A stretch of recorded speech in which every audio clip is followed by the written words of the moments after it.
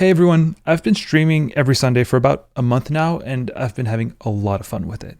I wanted to share with you a segment from last stream where I go over a PragerU video on modern art, and I had a lot of fun. It was super enjoyable, and I thought maybe some of the broader Canvas audience, which is you, might enjoy it as well. If you end up liking this, you can catch my streams every Sunday, and there's also a second channel where I post segments like this every week.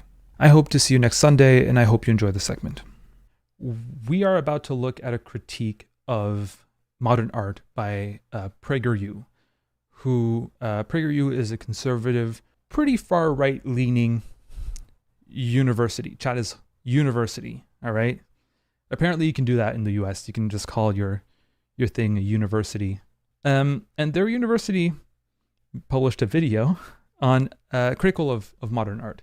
And PragerU has a history of making some pretty far right leaning videos, and that video on modern art that we're gonna watch has 5 million views, and it's very critical of modern art. I imagine before delving into that video, I want to look at the fascist criticism of modern art, and the reason for that is the person who told me to watch that video, which we are going to react to, also told me to that it might be kind of fascistic. I don't want to go into it by saying PragerU or whoever shows that video or that argument is a fascist or whatever. But what I do want to do is first establish what the fascist critique of modern art is, and see how much PragerU. We're gonna play a little game. That's my little game. How much is PragerU fascist? How will they adhere to the Nazi, especially the Nazi critique of modern art? But instead of being in the 40s, it's going to be, I don't know when the video was published, maybe in the 2020s or whatever. So in the 40s, fascists didn't like modern art. I've made a couple of videos on that. There's the Intacte Kunst exhibition, where basically Nazis took modern art, which was more based on expression, and there was some abstract art, for example, Kandinsky, where they were saying this art is degenerate. That's a term. And if PragerU calls art degenerate, that's your first sign of of fascism. I don't think they will. I hope not, because that's pretty on the nose. But if they call modern art degenerate, we can close the video. They're fascists. But the reason why they saw it as degenerate is here are some key concepts. They saw it as degenerate, any modern art that didn't promote the sense of aesthetics. Fascism and aesthetics have a very, very linked are very linked together. We talked about it in the video with Walter Benjamin, who talks about how fascism aestheticizes politics, and they're all about aesthetics in their flags, in the representation of their logo, often in their uniforms, and of course in their art. They want they love aestheticism in the sense of beauty for beauty, or our sense of beauty, and it's often based on more of a historical sense of beauty, in the sense of the classical times. A lot of fascists, Nazis included, love the aestheticism of the classical period, like Romans, for example. They love Roman stuff. You can see the eagle. You can see just the fact that a lot of fascists today use Roman names for some reason. And in any case, so there's another concept is modern art as this subversion of the aesthetic ideal. And this subversion of the aesthetic ideal is to them a corruption. That's linked to degenerate art, or the idea that art is degenerate. Yeah, Sauerkraut says there are big fans of all the naked butt dudes. They are. They actually are. Because to them, that is beauty. That is an idealized version of society that they want to attain. And anything that doesn't prefigure this idealized version of the world, which is naked buff dudes, then it's actually a perversion of this ideal. Art should put you towards this fascistic ideal, which is like going back to the classical times, the more traditional times. And their critique of modern art is that it subverts this goal, and that it doesn't only it's not only going to subvert the goal of beauty or of aestheticism, but that it will promote the degenerate, will promote the ugly, will promote anything that corrupts society. So that's another thing to keep in mind. Are we going to talk about corruption of society? All right, yeah, Vincent says the fascist ideal of art is a form of romanticism, both in concept, fetishization of the past, as well as technically style, realism, beauty. It is representative, and if it's not, it's degenerate. Absolutely. Yeah. That's a good. Keep that in mind, guys, before we watch the video. So it's fetishization of the past, but not only fetishization of the past for the fun of fetishization of the past, but also in the technicality of the picture, the style, realism, beauty. Those are things that they want in their art, and if it's not that, it's degenerate. It's not good. It needs to be representative, and I think that speaks to the idea that they don't want to have to think or to engage with modern art or with art. If art needs some intellectualization, if art needs you to make you think or whatever, that's bogus. If they make you think, or if they make you have to do some intellectual masturbation, to them, that's not good. If you need to work to appreciate it, then it shows that it's lacking.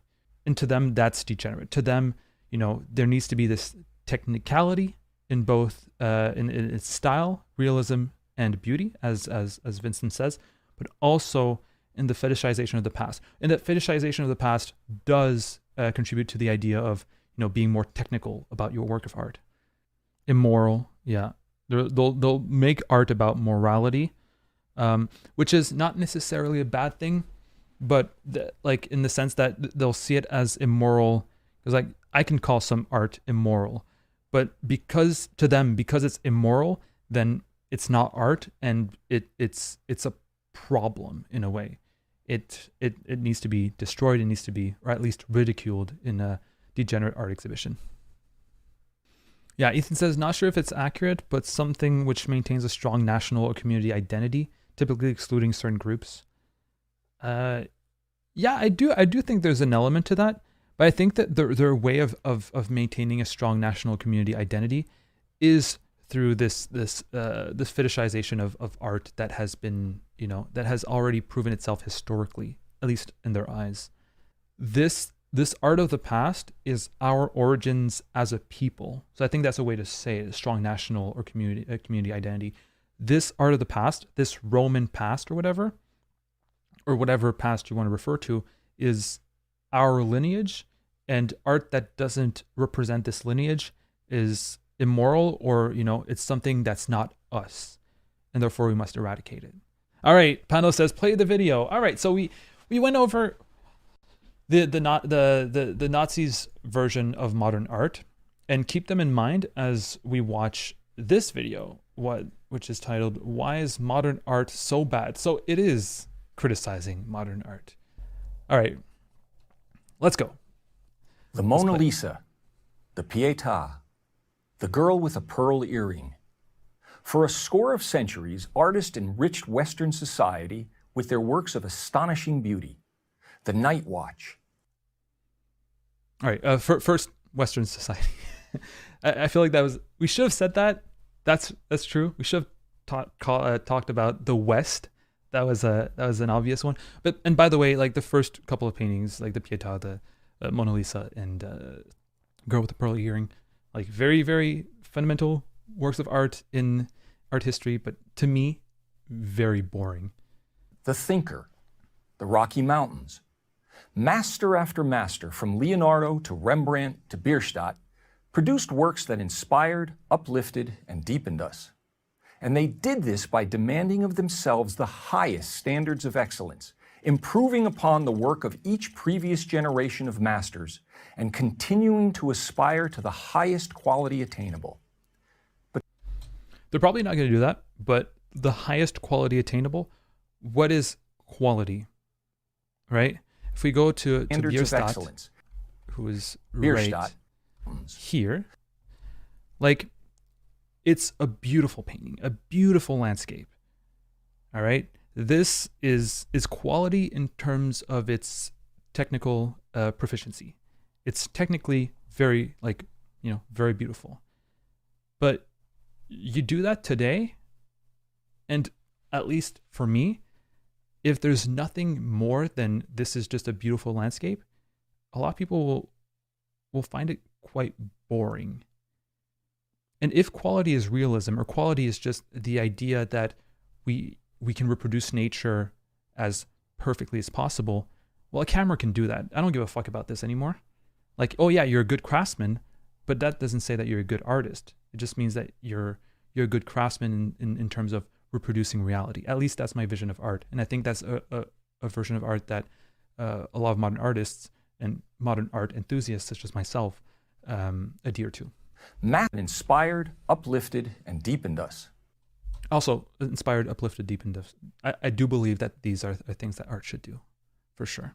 So I agree with PragerU. And they did this by demanding of themselves the highest standards of excellence, improving upon the work of each previous generation of masters, and continuing to aspire to the highest quality attainable. But something happened on the way to the 20th century. The profound, the inspiring, and the beautiful were replaced by the new, the different, and the ugly. All right, so we talked about, well, the different we didn't talk about, but they don't like difference. Well, all right, the new, they don't like what's new, obviously not, but I don't like how the profound is replaced for new. He himself says, improving upon the work of previous masters. That's novelty right there. All right. And he says that the new now is important, but the new has always been important in terms of artistic and art history. Improving upon the work of previous masters is novelty, is the new that he's criticizing modern art for having. Difference, I think difference is improving upon the work of previous masters is also part of being different, but they don't like that kind of difference.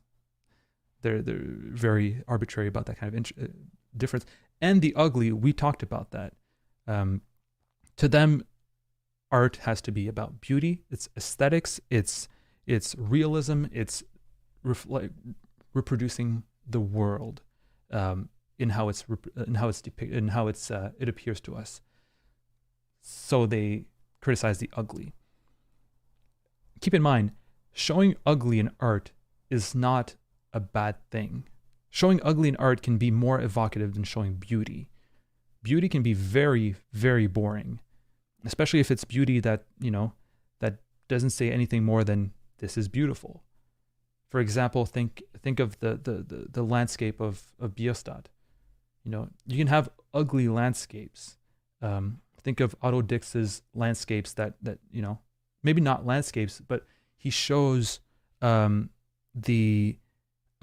war-torn landscape in a way. That's not beautiful. It's ugly. It's extremely ugly. But it's modern art, so to them it would be even more uglier than we perceive it as. It's so much more evocative than the Bierstadt landscape. The war-torn, ugly landscape of Dix is going to be much more evocative, and it's going to be a criticism of war, which they're not going to like either, right?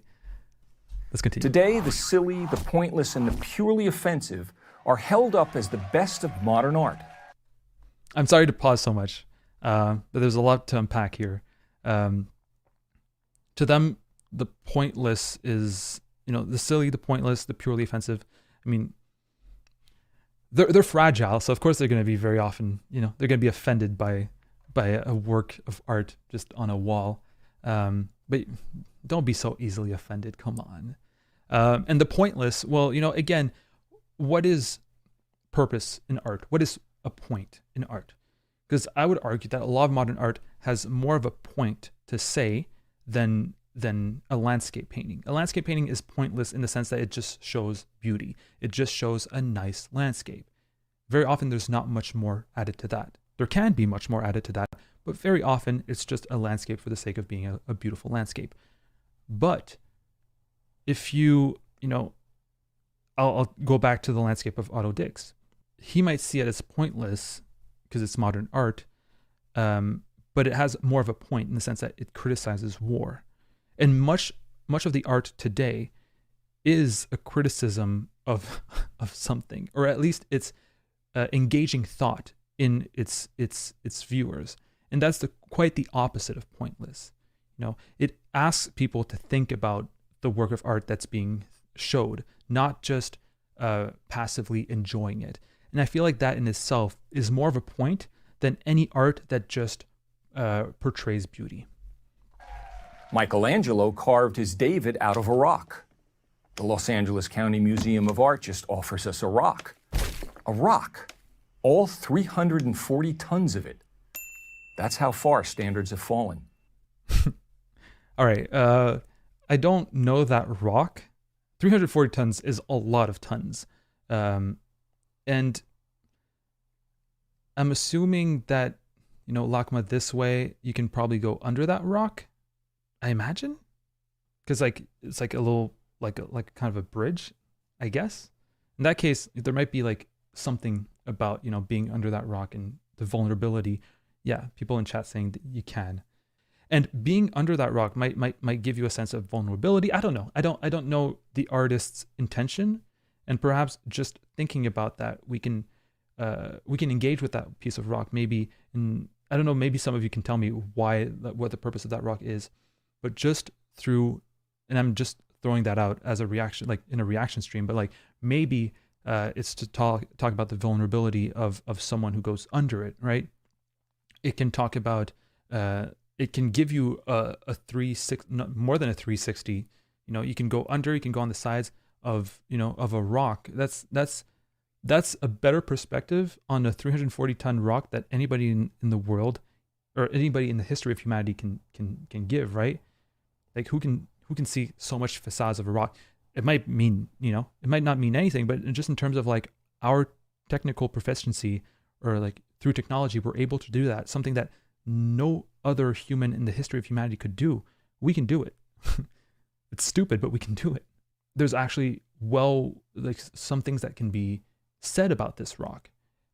As for David, it's very culturally meaningful, but it's just beauty.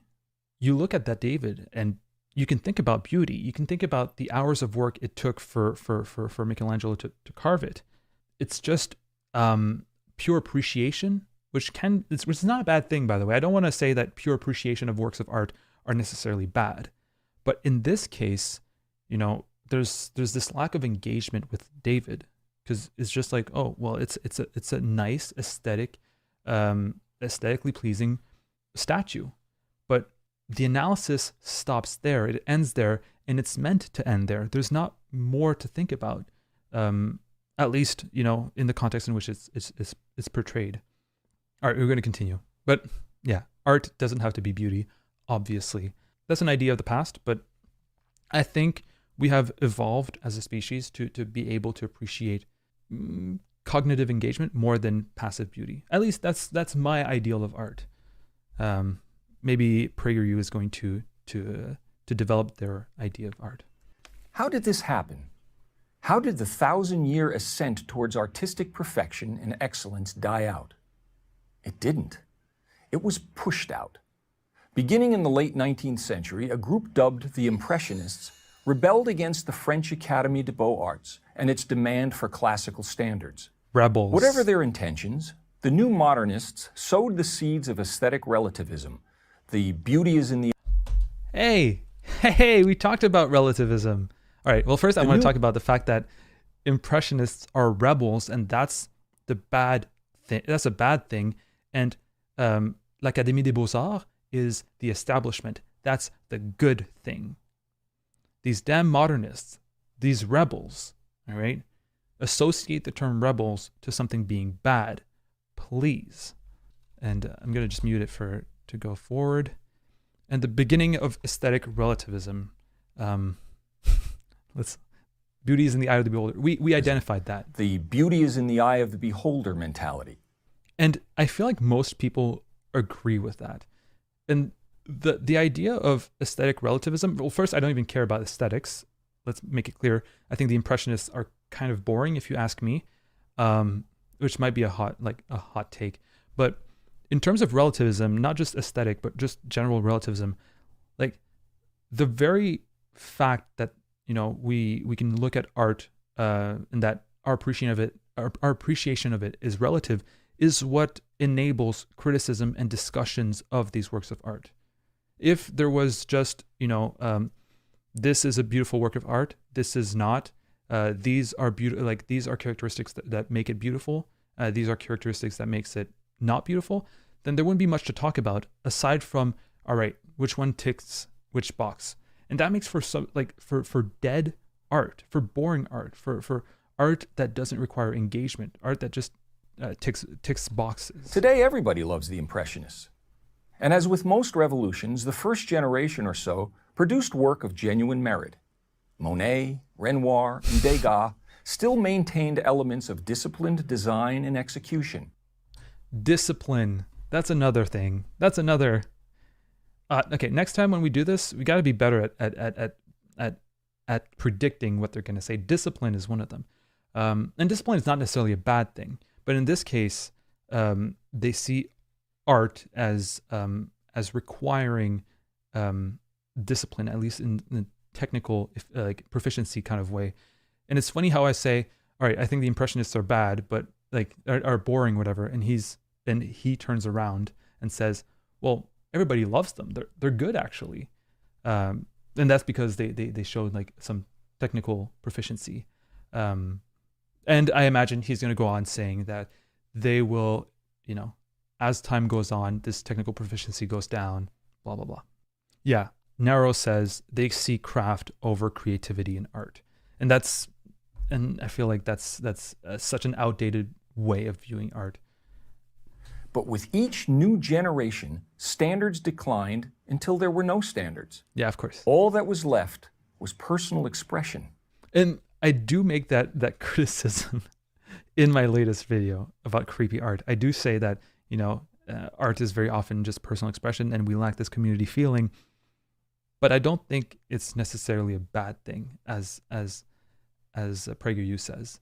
I think personal expression can be like actually pretty important when it comes to you don't want an impersonal work of art. I don't think you want an impersonal work of art. I think nobody wants a work of art where the artist is not expressing themselves, in the sense that you don't see them anymore in the work of art, because the quality of the brushstroke is so perfect that, you know, you can't even tell that it's a painting. That's something that academicists wanted. They were like, make the quality of your brushstroke so fine that we can't even tell that there was a painter that painted this this painting.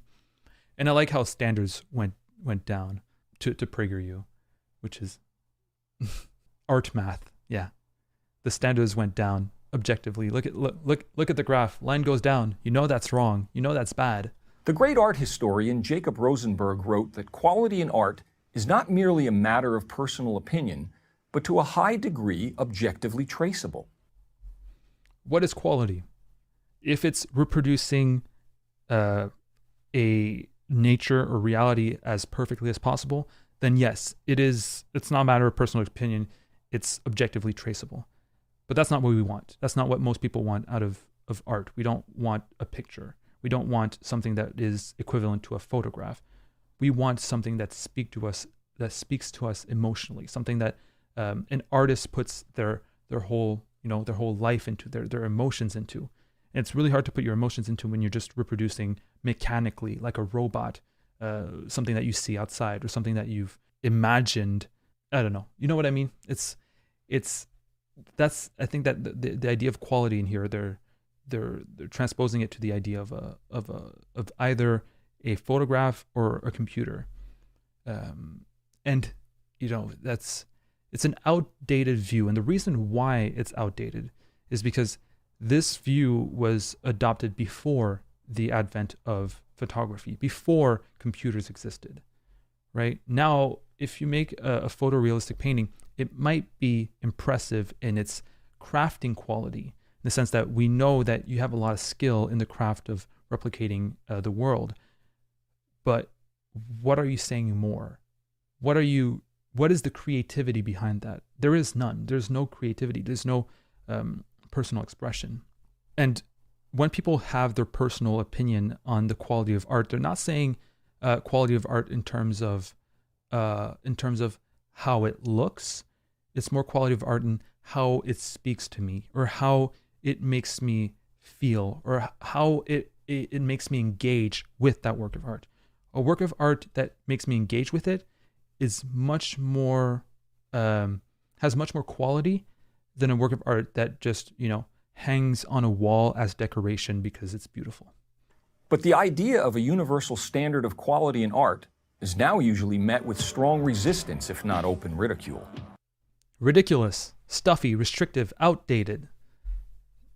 Yes. Outdated. I just mentioned that fact that it was outdated because of photography, because of historical context. I'm not taking that out of nowhere. There's actually a reason why it's outdated. But yeah, that's funny that... How can art be objectively measured? I'm challenged. In responding, I simply point to the artistic results produced by universal standards compared to what is produced by relativism. The former gave the world the birth of Venus and the dying Gaul, while the latter has given us the Holy Virgin Mary, fashioned with cow dung and pornographic images, and Petra, the prize-winning sculpture of a policewoman squatting and urinating. Extra based. Hold on, I'm just going to move my camera so you can see. I'm going to put myself right in the middle. Or what if I'm... right. I'm the oil, glitter, resin, cow dung, pornographic image. That's me. All right, so here we have the universal standards that gave art that either is photorealistic or closer to it, or as close as they could get in the past, and a statue that is also naked buff dudes. Who said naked buff dudes? Whoever said naked buff dudes, you were right. That's what they like. They just showed it. All right? Which is, it's beautiful. I'm not going to take that away from it. Like, the universal standards, if it does speak to beauty, it is beautiful. And it's more beautiful than whatever is on the right, including myself and including this.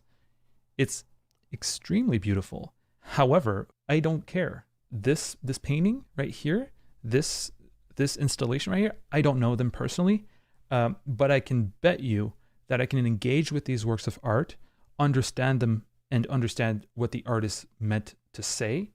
And I can spend a conversation, a night-long conversation about these works of art with a friend or just someone I know. And that makes for some deeply purposeful art. Because I can talk, it links me, connects me with other people through our debate about these works of art, or about our appreciation or our disappreciation of it. Now look at the universal standards. Birth of Venus, a beautiful painting. But what am I going to say about it, right? We can talk about the composition. Oh, it's a triangular composition. The fact that, she's lighter than the rest of the composition, which brings her out. She's central. She's trying to hide herself, but she's not fully hiding herself, trying to cover her, to cover her beauty. She's birthing from a seashell, blah, blah, blah, all these things.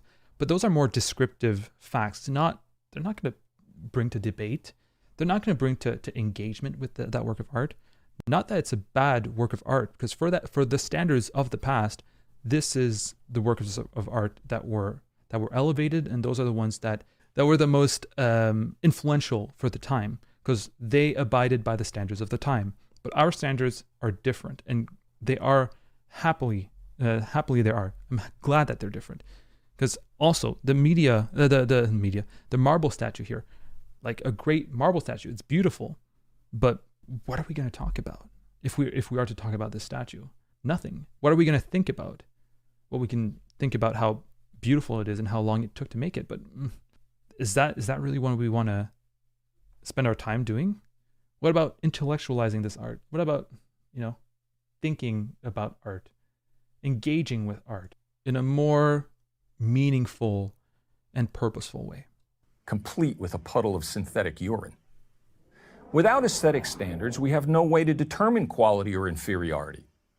Here's a test I give my graduates. Well, we have no way to determine quality or inferiority in terms of aesthetics. We have a way to determine quality or inferiority, not in terms of aesthetics, but in terms of artistic, worth, or in terms of engagement. And that way of determining quality or inferiority is by debating, is by engaging with your friends, with family members that have also seen that work of art. It's by not only engaging with that work of art, but engaging with it by proxy through conversations with people that have also seen it. And that makes for not only a community engagement, like an engagement with a community, but engagement with the artwork. And through the engagement with your community, you can appreciate that artwork so much more, because they will see things in that artwork that you haven't. They will link their experiences to that artwork that you haven't even thought of, or things that you didn't even think that they could be experienced. And they'll link that to that artwork. You will link your own experiences to that artwork. And that's subjectivity, which is what they're afraid of, and which is what they don't want us to experience. They want aesthetic standards, and like art is beauty, and there's nothing subjective to it. And because of that, we can determine what is good art and what is bad art. And let's be honest, what they consider bad art, they'll say it's not even art. Anyway, I think that relativism is really important in terms of art, just so that we can engage that art through our conversations with others. It's a deeply communal aspect. Yeah, it's a social thing. We have no way to determine quality or inferiority. Here's a test I give my graduate students, all talented and well-educated. Please analyze this Jackson Pollock painting and explain why it is good. Like, you already know where this is going, right? But this does not look like a Jackson Pollock painting. Not only does it not look like it, it's way too pixely for that. Can people tell that this is not a Jackson Pollock painting? Like, the fact that it's coming from PragerU, like we know they're trying to trick us. But even then, this does not look like a Jackson Pollock painting. It comes from that's the kind of thing that someone who doesn't know Pollock would say that looks like Pollock. It just shows that they don't know what those kind of paintings are. Yeah, too much canvas exposed. I don't think it's drip. These are smears. They're not even drip paintings. All right, let's watch. Let's see. It is only after they give very eloquent answers that I inform them that the painting is actually a close-up of my studio apron. Can you imagine the face on these cringe woke art students when they realize that it's just an apron? When people say that, for example, Pollock is bold, unconventional, evocative, perfectly balanced in its randomness, they're talking about like art or the Pollock painting in its context. Because now someone who does drip painting, like personally, I won't give a fuck. All of these wouldn't apply to that work of art just because I won't care for it. Like, I'll just say like, all right, well, you did a drip painting, or in that case, a smear painting, and good for you if you were able to express yourself, but it's all right, I don't care. But in the context of Pollock, like, that's pretty bold of him to do. Just the fact that he put it on the floor was pretty bold. So if you can, and if you have the knowledge to put art in its proper context, then you can appreciate it, right? That painting, if it was actually a Pollock, would be more more evocative, like they say, or more bold if it was actually a Pollock, not because of the subject in itself, but because of the context in which that painting was made, because of the statement that it's making at that time. If another Pollock was born tomorrow, or was born a couple of years ago and did a painting tomorrow, a drip painting, most people, it would go unnoticed. People wouldn't care. Or maybe they would for financial reasons, but that's another That's another reason. That's another whole can of worms. Painting The art is market. actually a close-up of my studio apron. Can you imagine the art students, how embarrassed they would have been? That's a sick burn. I don't blame them. I would probably have done the same, since it's nearly impossible to differentiate between the two. It's nearly impossible to appreciate it. Yeah. Except for everybody in chat saying it's smears and not drips. Anyway, I get his point. You could do a drip painting and it not being Pollock, and if you said it was Pollock, you'd be like, oh my god, that was bold for him to do, even though it wasn't a Pollock. But again, it's the historic context. It's the whole provocation coming from that painting. It's not just the art and that's it. There's a whole conversation about that art that makes it bold, that makes it interesting. It's the whole thing surrounding the work of art. To these people, they don't want this how do you say, this jibber jabber. Is that a thing that you English people say? Jibber jabber? They just want the work of art. That's it. My brain shuts off and it makes me happy. And who will determine quality is another challenge I'm given. Yeah, who will determine quality? That's what we were saying. We can do it democratically through debate, through conversation. We can do it as refined intellectuals, some art lovers. If we are to be intellectually honest, we all know of situations where professional expertise is acknowledged and depended upon. Take figure skating in the Olympics, where artistic excellence is judged by experts in the field. Art is not a competition, though. This is another another conservative thing, like the whole idea that the world is a competition. The world is capitalistic. Like, yes, there is, competition in the art world in terms of like, being successful, like in terms of like making money and all that, and like grabbing the money of some patron over some others in the art market. Yeah. But it's not a competition in terms of, just expressing myself or showing my art to as a form of communication. Surely we would flinch at the contestant who indiscriminately threw himself across the ice and demanded that his routine be accepted as being as worthy of value as that of the most disciplined skater. Not only has discipline again. Discipline is to be rewarded. Conformity needs to be rewarded. And if you challenge these norms, then you are to be shooed off and laughed at. Like, that's what Duchamp was fighting.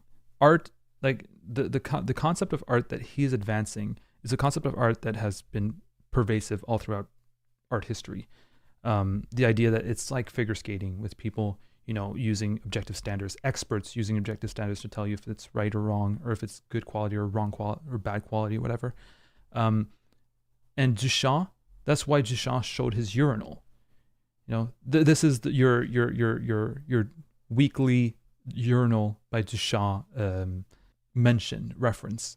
People used those kinds of standards to equality, to show quality of art. And Duchamp did the equivalent of just sliding out there and saying, I demand that my routine be accepted. But the difference between a figure skating routine and art, like the difference between those two, is that art has a different purpose than figure skating. Figure skating is a competitive sport. Art is not a sport. Art is a way of making people engage, and any way of engaging is, as long as it makes you engage, is right.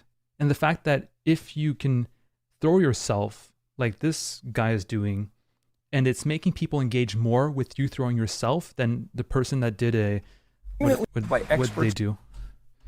Moonwalked or moonskated? Is that it? All right. Oh no, they did a little spin. If people engage more with this if people engage more and this is being more talked about, this is being debated over, then this is more valuable in terms of art. For ice skating, no, you're breaking whatever rules were imposed for that competition. But art is not competition. Art doesn't have rules. As long as it's making people talk, as long as it's making people debate, as long as it's making people engage, then so this comparison is completely flawed. But who would have guessed? The ice and demanded that his routine be accepted as being as worthy of value as that of the most disciplined skater.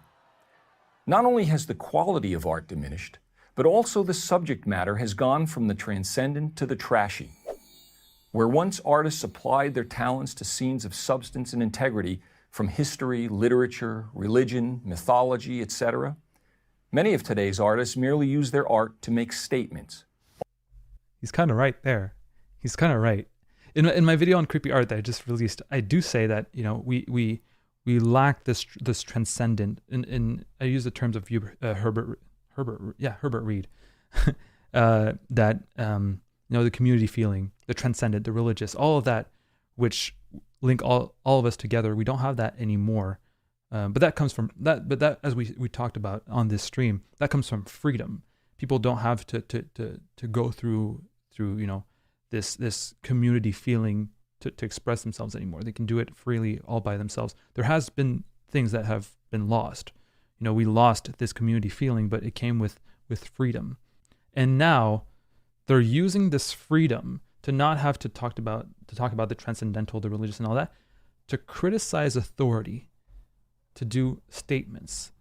Those damn rebels, rebel scum. Yeah.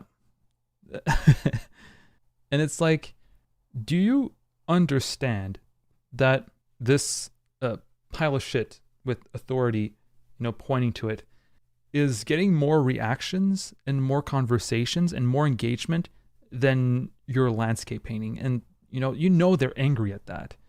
Like, this man is pissed. He sees his landscape painting or his photorealistic drawing, and people don't give a fuck about it. People are like, oh yeah, that's really impressive. You must have worked hard on that. But they don't do anything about it. They don't discuss it over a dinner table. They don't debate over it or over its artistic quality. They just say, yeah, it must have taken a lot of time. Have you been doing this for a long time? That's pretty impressive. Good job. But then they'll spend an entire evening debating about this statement. You know, they'll debate about its worth. They'll debate about the statement itself. They'll debate about, you know, all sorts of things, and they'll relate it to experiences and conversations that they've had in the past. And because of that, this pile of shit is having more of an effect on viewers than the photorealistic drawing this guy has taken 40 hours to draw. And that gets him so angry. And the reason why he's doing photorealistic drawings is that he can't think of a statement. He doesn't have any statement to offer. The only statement that he has to offer is that, you know, anything that's not photorealistic art is not art, or it's bad art. Often for nothing more than shock value. Artists of the past also made statements at times, but never at the expense of the visual excellence of their work. So you can make statements only if it's also beautiful. But what if the fact that it's not beautiful is part of the statement? What if people decide for it to not be beautiful to force people to engage with the statement? Like the death of Marat, or this, which is the Raft of the Medusa, both are statements. Absolutely. This is a statement about, actually, it's a denunciation of the Bourbon restoration, the Bourbon monarchy that came in after the French Revolution.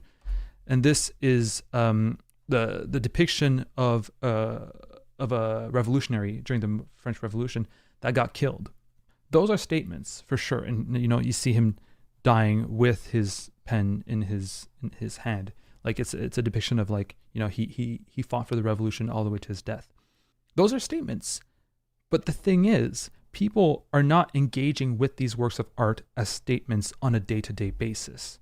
We of course, as very distinguished art historians, we know the death of Marat, and we know the Raft of the Medusa, of course, and we know its historic context and all that.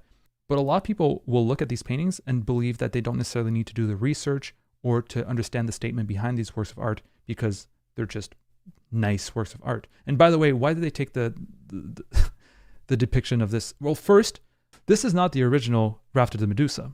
The original Raft of the Medusa has All right, I might be like nitpicking here. The original Raft of the Medusa first has a lot more pixels because this first is was prior to the actual version, but also this version has a black guy as its main character, which was quite controversial. And I've made a video about that black guy if you guys want to look into it. And there's not just one black guy, there's another one right here, which you can imagine was pretty controversial at that time. But it was a boat like from Senegal, so of course it would have black people on it. Anyway, it's kind of weird that they decided to take the version that doesn't show the black guy as a main character. Yeah. Some people say that this guy is also black. I'm not sure.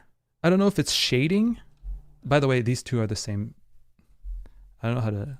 These two are the same model, but it kind of feels weird to like try to find the black people. But what's even weirder is the fact that they take the version that's less known, or that version is not known at all, and that they take the one that doesn't have the black guy as a main character.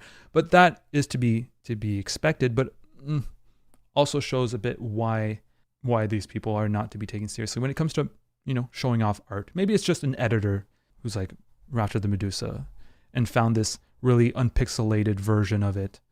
Unpixelated? Anyway, look at me doing investigation on PragerU videos for my first reaction stream. I hope you guys are enjoying it.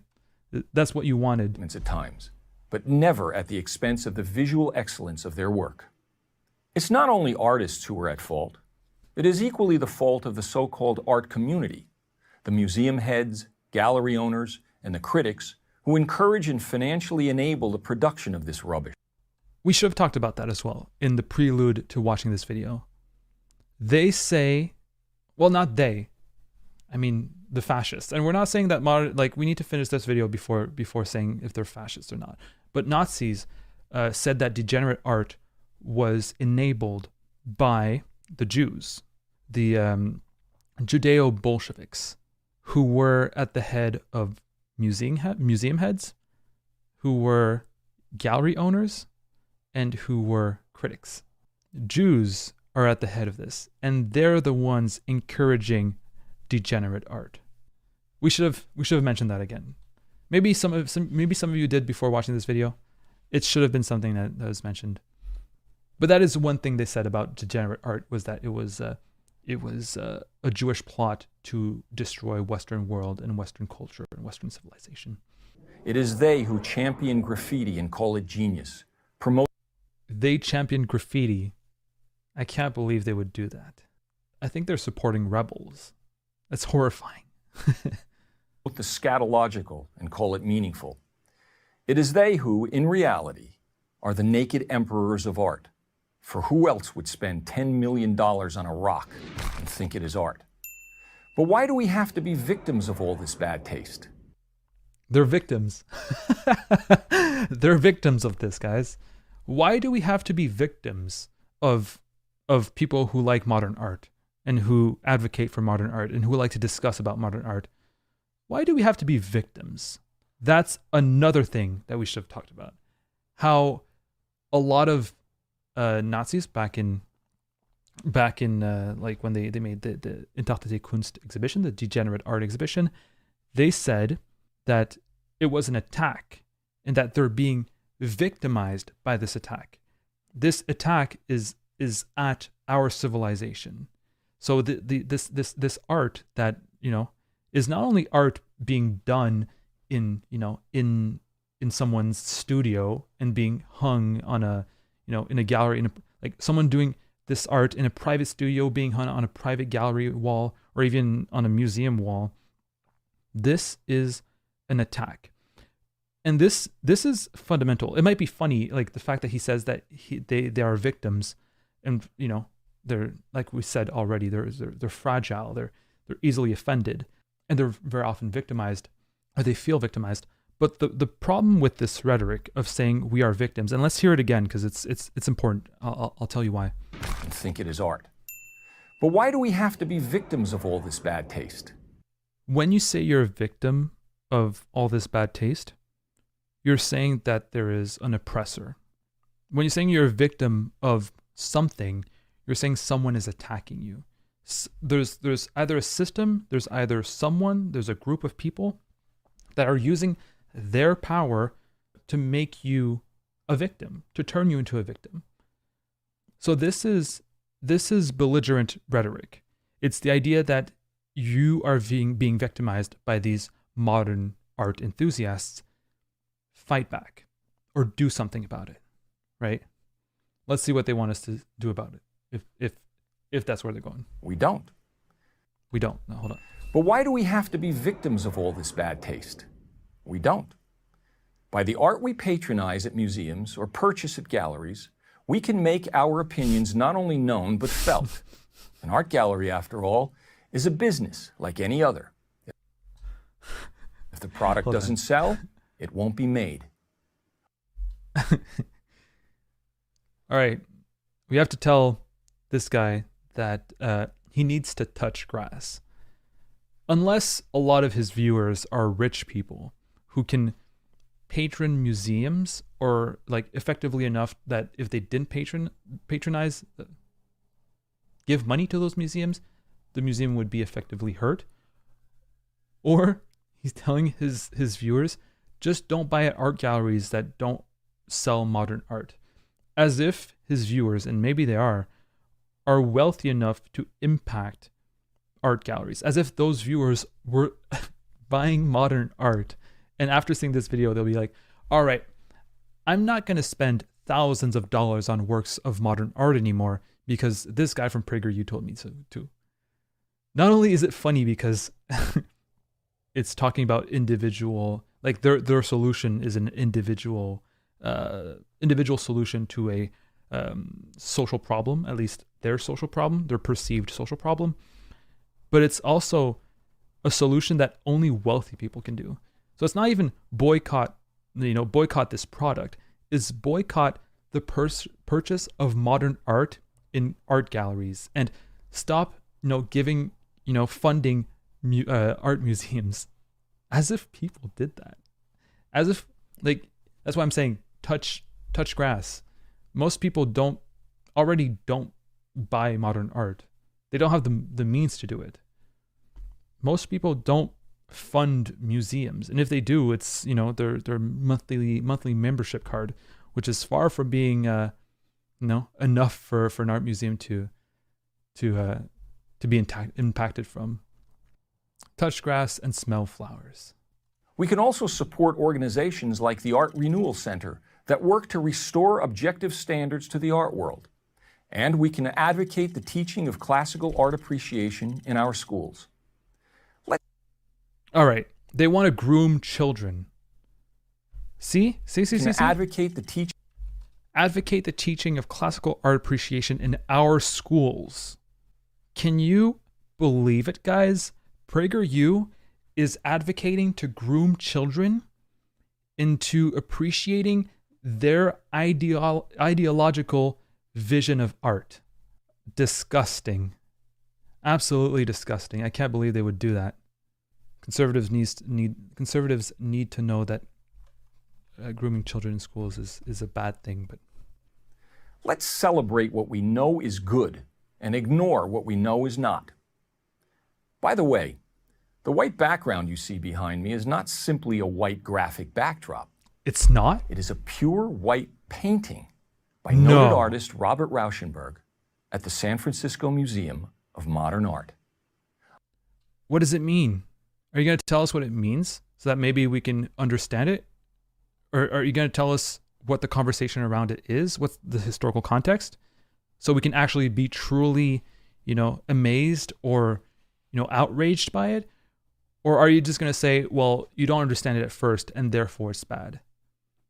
Is he going to give us what a cinematic plot twist at the end. Do you think he's going to tell us what the historical context behind this painting is and what the conversation around it is?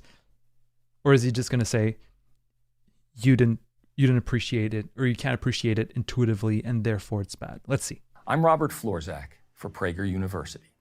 Oh, of course not. That was funny and that was fun. Thank you for making me look at that.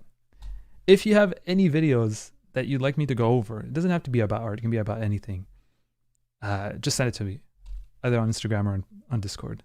That was fun.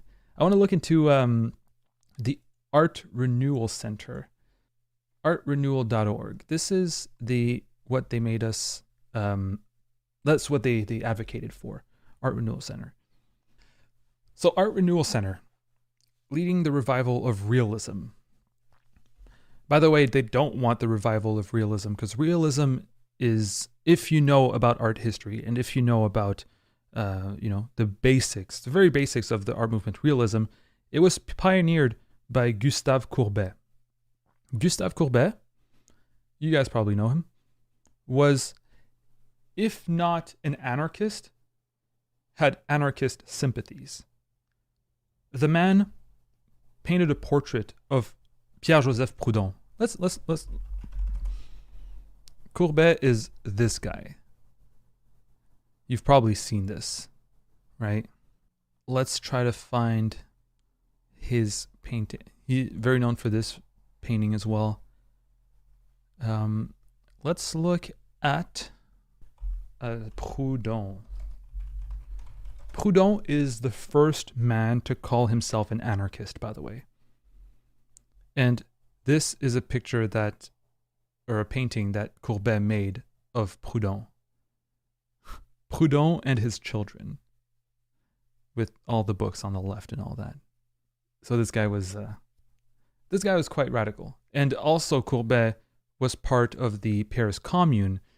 Courbet vandalized and took down the Vendôme column, which he saw as a he wrote, "Inasmuch as the Vendôme column is a monument devoid of all artistic value, tending to perpetuate by its expression the ideas of war and conquest of the past imperial dynasty, which are reproved by a republican nation sentiment, Citizen Courbet," because they used to call themselves citizens during the Paris Commune, expresses the wish that the National Defense Government will authorize him to disassemble this column, which he did. And at the end of when the Paris Commune was violently repressed, he wasn't killed, which was already a pretty good thing because they massacred thousands of people in the streets of Paris. But he was meant to, I think, pay it back in a way. Yeah, he was convicted but given a lighter sentence than other commune leaders, because he was a commune leader, which is, you don't get more radical than that. 6 months in prison and a fine of 500 francs. Serving part of this sentence in the prison of Saint-Pélagie in Paris, he was allowed an easel and paints, but he could not have models pose for him. So yeah, and he is considered, who led the realism movement. Was a French painter who led the realism movement in the 19th century French painting. Gustave Courbet was a leader in the realism movement, but also a leader in the, some would say anarchist, some would say communist, some would say just socialist, Paris Commune. So this man was a leftist, pretty hardcore leftist in revolutionary sense of leftist. And here we have Art Renewal Center, which is advocated for by PragerU, which is the revival of realism. They don't want the revival of realism. Realism is about showing the real world, but not the real world in the sense of technical proficiency, but in terms of, guys, there's people living pretty badly out there, and it's pretty real. Think of the Stonebreakers, right? This was like a immoral painting, I guess. It was a painting that depicted workers, common workers who are just breaking stone. Why would you use canvas and oil for these peasants? That's immoral. That's not okay, would say people who were against realists. And that is those people who are saying that it's not okay to represent the real world, to represent, workers, were the equivalent of PragerU today. Same thing for a burial at Ornans. This is just your average, burial in the countryside. pretty controversial because, you know, Courbet became a celebrity and was spoken of as a genius, a terrible socialist, and a savage. Courbet associated his ideas of realism in art with political anarchism, and having gained an audience, he promoted democratic and socialist ideas by writing politically motivated essays and dissertations. And that's on the burial at Ornans. Anyway, in either case, all right, when these people who know nothing about art history talk about realism, they talk about like photorealistic paintings or paintings that are mimetic in the sense that they are representing reality as faithfully as possible. Not reality in the sense of let's show what's really out there, the misery of peasants, for example, but showing let's show what real muscular dudes look like, and let's show how, you know, many naked ladies look like. Hopefully I don't get the stream banned for this. Let's continue on our Wikipedia. We might learn more about it here. Yeah, rehabilitation of late 19th century academic painting, not realist painting. Particular emphasis is given to 19th century salon painting. William Adolphe Bouguereau is represented by more than 226 images on the site. Bouguereau is mentioned here again. All right. And let me tell you, Bouguereau, in terms of like moral impurity, is up there, right? That's morally impure. Is Bouguereau depicting someone whose sexuality is ambiguous? Was Bouguereau woke? All right, this might be a guy. I mean, maybe it could be flat-chested. He does have, I don't know. I'm so confused. What about this? I mean, this is immoral. Like, this is at best, you know, homosexuality. And it's a mythological creature. Look at those legs. I don't think that this would be legal today. Bouguereau sounds like a degenerate, doesn't he? All right, nudity.